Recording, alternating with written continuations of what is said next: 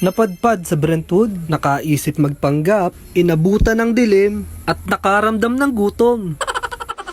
Ngayong araw ay samahan nyo kami sa aming pagpapanggap, paglalakad, upang ma-reach namin ang aming goals na at least maka 10,000 steps. At dito nga, nagsimula na akong maglakad upang makapunta sa aming meeting place.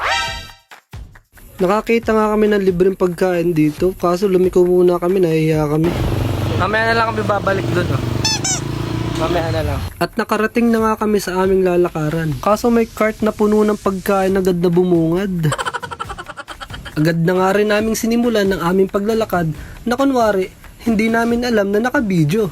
Opo, tama po. At diyan nga kain-kain lang yung kabayo, di malang maalam mga alok sa amin. Naba?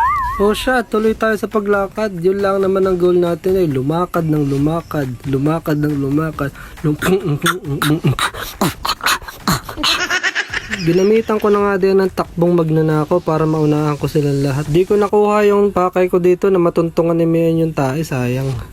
At ang oras nga pala ng paglalakad namin dito ay 5:30 ng hapon kasi hindi na masyadong mainit ng ganong oras eh. Pahon nga pala sa parting ito kaya lahat ng pawis sa kasulok-sulukan ng iyong katawan ay lalabas. At sa kaduluhan nito merong karinderya at kung nagugutom ka pwede kang pumasok dyan. Syempre magbabayad ka, huwag ka namang...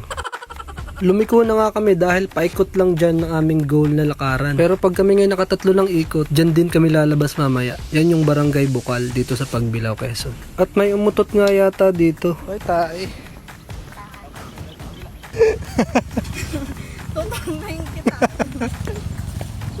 Siguro galing sa unahan yung amoy na palad lang ng hangin sa sobrang lakas. Kung ano-ano nga nakikita namin dito, may saranggola, may mga aso na nagbababaga na iniisip na baka kami habulin. Pero tuloy pa rin kami dahil pangalawa na naming ikot yan. At yung last ikot namin ay nakadepende kung didilim na ba or hindi pa. So hanggat hindi nadilim, lakad lang kami ng lakad.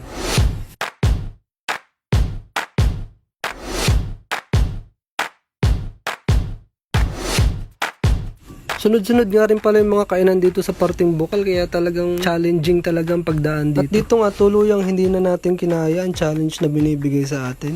Kumuha na nga rin ako agad ng kutsara at tinidor dahil baka nga magkaubusan. Habay hirap noon. Hinawakan ko na nga lang muna ang kutsara at tinidor at baka naman magkaagawan. Diyos ko puro. At kinain na nga rin agad namin lahat diyan habang nakulo-kulo pa. Hinawakan ko, hindi man mainit. Pahid ko agad ng toothpaste ay pag-uwi. At dito ngay pauwi na kami dali-dali at alam nyo na pagkasunod ng kain, ano kasunod? Tama, tae.